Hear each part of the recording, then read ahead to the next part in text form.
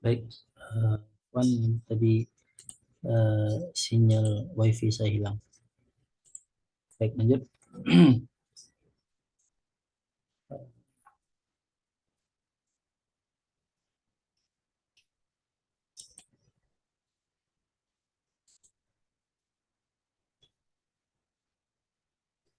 Nah, lagi loading. Nah, terkait dengan masjid gitu ya. Nah, sama lagi yang tadi. Ya kalau misalnya umroh di apa namanya lagi itikaf di Mekah di Masjid Nabawi ya di Baitul Maqdis tentu lebih besar pahalanya ketimbang ketimbang Masjid Istiqlal gitu ya atau Masjid Kubah Mas seterusnya.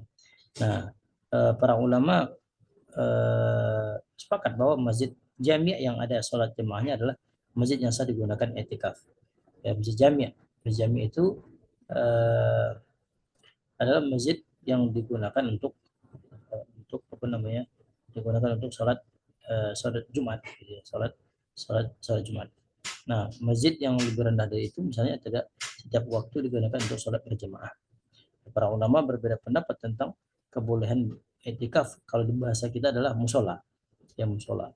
Nah, memang diutamakan adalah masjid masjid yang digunakan adalah uh, untuk sholat Jumat gitu ya.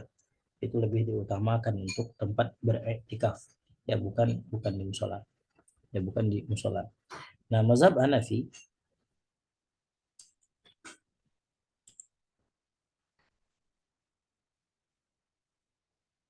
ya ini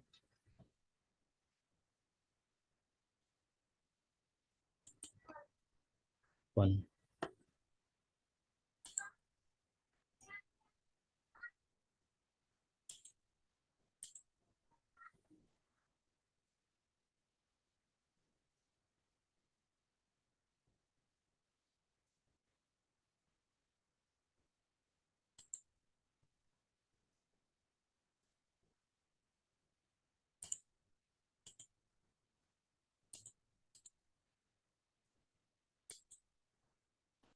oh ya. Baik. Eh,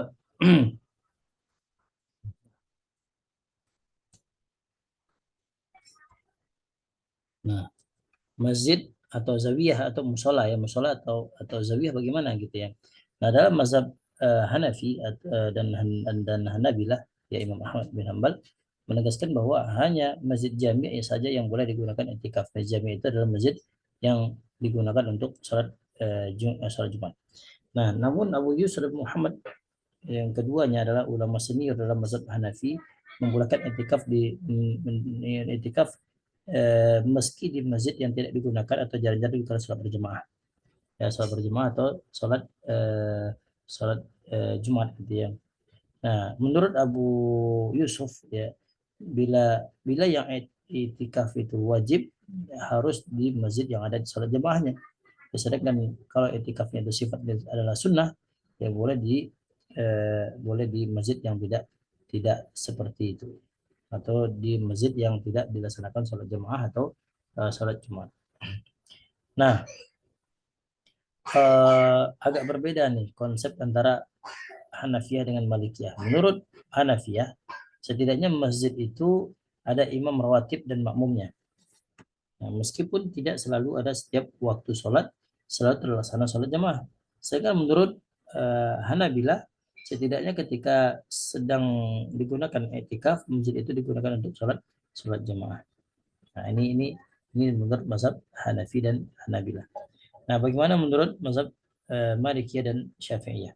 Nah, menurut mazhab Malikiyah dan Syafi'iyah, ya, dalam mazhab keduanya ini, Syafi'iyah dan Malikiyah ini, ya tidak mensyaratkan apakah itu ada jemaah 5 waktu atau tidak. Bagi mereka yang penting ketika bangunan itu statusnya sebagai masjid, maka boleh digunakan untuk beriktikaf.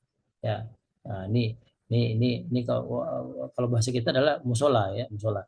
Statusnya adalah kalau misalnya tempat itu digunakan untuk apa namanya untuk sholat ya untuk sholat maka maka tempat itu dibolehkan untuk beriktikaf untuk beriktikaf Ya, tapi statusnya adalah musola gitu ya. Statusnya adalah musola. Baik. Kemudian ya tentang al-lubsu fil masajid ya. Menetap di dalam masjid, seluruh ulama sepakat bahwa berada atau menetap di dalam masjid ya itu merupakan rukun i'tikaf ya, sebagaimana yang telah kita sampaikan tadi ya. Namun yang menjadi titik perbedaan pendapat adalah masalah durasi minimal, tentang durasi i'tikaf ya. Seberapa lama dia itu berada dalam dalam masjid itu sehingga dikatakan sah untuk beriktikaf. Nah, menurut Hanafi dan Hanabilah ya, Imam Abu Hanifah dan Imam Ahmad bin Hambal ya, dan penganut mazhabnya gitu ya, menegaskan bahwa minimal durasi untuk bentuk beriktikaf itu adalah saatan ya, saatan ya, sesaat gitu ya, baik di siang hari atau di malam hari. Apalagi kita cuma menunggu waktu subuh sampai waktu syuruk atau waktu maghrib ke isya. Nah, itu tentu lebih lagi kan. Nah, pengertian saat itu bagaimana? Nah, kalau ada segi segi segi dalam segi bahasa Arab, saat itu ya sejenak, ya sebentar.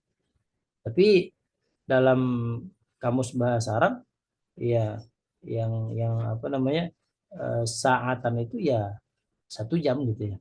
Ya minimal minimal adalah satu satu jam. Nah, kalau kita lihat di kamus ya.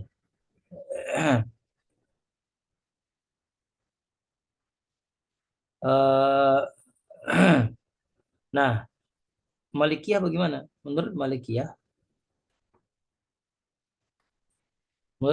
para ulama dalam mazhab Malikiyah agak sedikit berselisih tentang durasi minimal itikaf. Sebagian dari mereka, ya sebagian dari eh,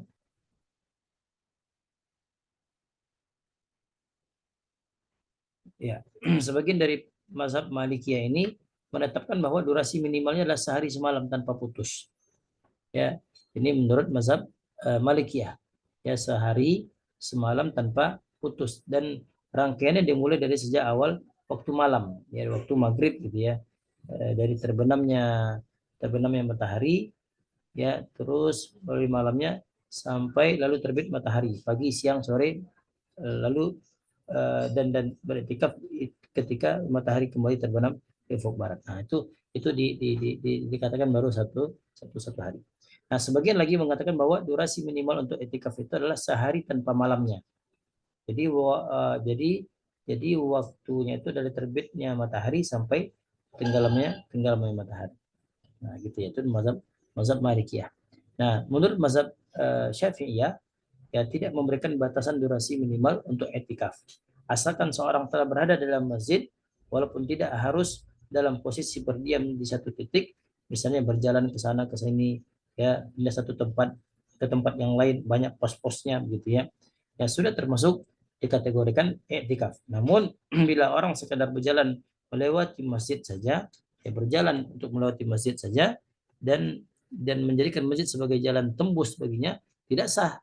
Ya seperti takmir masjid misalnya kan, masjid mandi keluar masuk atau apa gitu, nyapu dan seterusnya, tidak tidak dikategorikan apa namanya, etikaf ya, tidak sah, tidak sah etikafnya ya.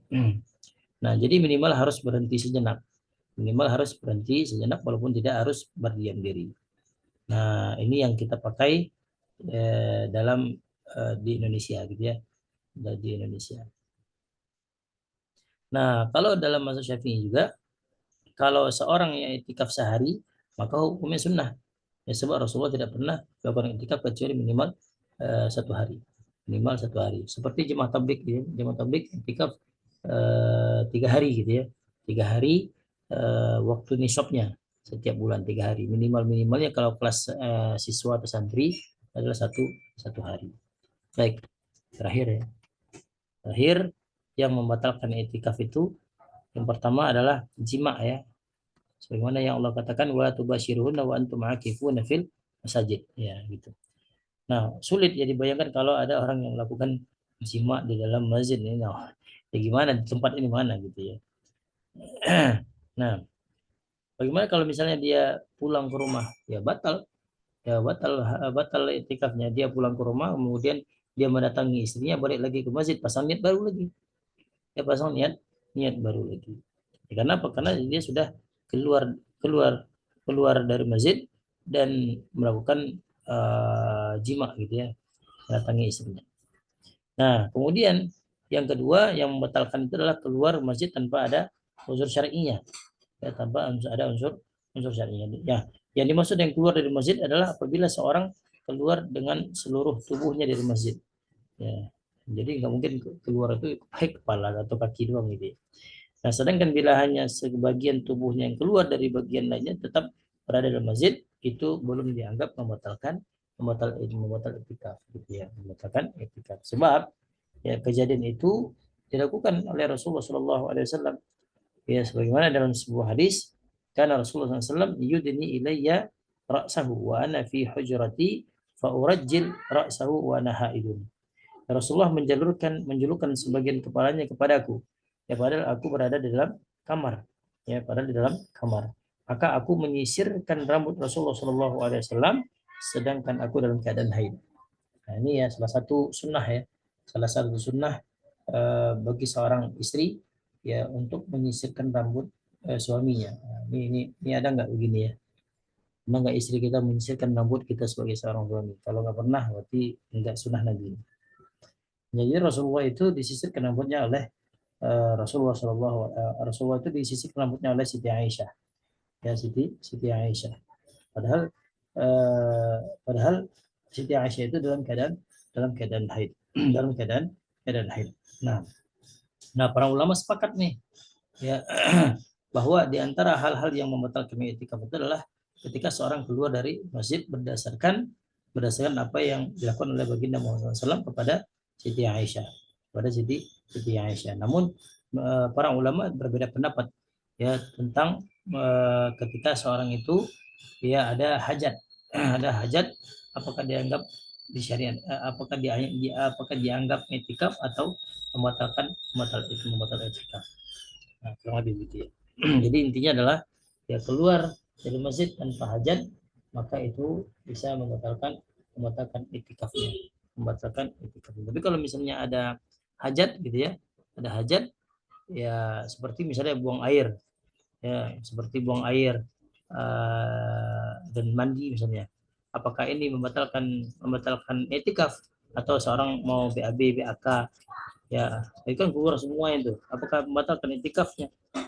Nah, tentu tidak. Tentu tidak membatalkan etikaf ya. Kenapa? Karena dia ada hajat yang mesti dia tunaikan. Ya, untuk buang air kecil, mandi dan seterusnya. Ya mungkin dong orang yang mandi dalam masjid, BAB, BAK dalam masjid, tentu itu diharamkan. Nah, mungkin dia nggak boleh kita mengotori masjid dengan benda-benda najis seperti itu. Nah, demikian juga kalau misalnya mandi wajib, mandi janabah. Bila seorang yang sedang etikaf di masjid, tiba-tiba dalam tidurnya itu bermimpi hingga keluar maninya, nah, maka dia wajib segera meninggalkan masjid. Nggak boleh dia menetap di dalam masjid sementara dalam keadaan junub gitu ya. Nah, gitu. Nah, apakah etikafnya batal? Ya tidak batal etikafnya. Ya seperti yang dikatakan oleh Aisyah radhiyallahu taala anha, ya Nabi SAW tidak masuk ke dalam rumah kecuali karena ada hajat. Ya bila beliau sedang beriktikaf. Ya kalau iktikaf beliau pulang. Ya beliau pulang dan masuk masjid ini. Nah dari sini bahwa kebolehan iktikaf itu adalah kepentingan untuk membuang benda-benda najis yang kebetulan ada dalam masjid. Nah, bagaimana nih kalau misalnya ada orang yang membuang benda-benda najis yang ada dalam masjid, ya dibuang ke tong sampah? Apakah membatalkan itikaf? Tentu tidak membatalkan itikaf. Kenapa? Karena dia keluar ada unsur syar'inya gitu ya. Ada unsur syar'inya. Baik. Tentu tentang etikaf yang seperti hajat tadi itu ya, yang seperti yang ada ketentuan-ketentuan apa namanya buang air atau mandi tadi itu adalah unsur syar'i gitu kan. Nah, tentu ketika dia selesai daripada hajatnya itu dia langsung masuk ya buru-buru langsung masuk ke masjid tanpa bersantai-santai dulu, ya tenang dulu, ya. Nah, tentu kalau misalnya dia sudah selesai hajatnya, kemudian dia bersantai-santai dulu, ya tentu batal batal etikafnya, ya batal batal etikafnya. Baik. Kemudian ya kalau misalnya ada yang hajat yang apa namanya yang ada unsur hajatnya syar'i tadi itu seperti makan dan minum, apakah boleh dalam masjid atau boleh nggak di luar masjid? Nah, menurut mazhab Hanafi, ya, Maliki dan Hanabilah sepakat mengatakan bahwa seorang yang sedang etikaf lalu keluar masjid untuk kepentingan makan dan minum, maka etikafnya batal dengan sendirinya. Ya, batal dengan sendirinya. Nah, sebab seharusnya ketika mau beretikaf mereka sudah menetapkan orang yang akan melayani atau membawakan mereka makanan untuk ke dalam masjid, ya, untuk masuk ke dalam masjid, ya, sehingga mereka tidak perlu lagi keluar untuk mencari makan, ya, keluar untuk mencari makan. Hal itu juga didasari oleh pendapat mereka yang bahwa makan dan minum di dalam masjid sama sekali tidak ada larangan atau kemakruhan. Nah, bagaimana pendapat menurut mazhab Syafi'i? Nah, menurut mazhab Syafi'i, membolehkan seorang yang sedang etikaf itu untuk keluar masjid, ya, demi mencari makanan atau minuman karena memang tergolong ada hajat syar'i gitu, ya. Ada unsur unsur syar'inya gitu. Nah, dalam mazhab Syafi'i ini makan dan minum dalam masjid termasuk hal yang kurang didukung, ya, kurang didukung, ya, karena mungkin bisa jadi bisa akan mengotori masjid. Jadi makannya itu jangan di dalam masjid tapi di teras masjid begitu, ya. Nah, kemudian misalnya yang menjenguk orang yang sakit dan sholat jenazah, bagaimana ini? Ya, kalau ada orang yang sakit kemudian kita jenguk, apakah batal juga etikafnya?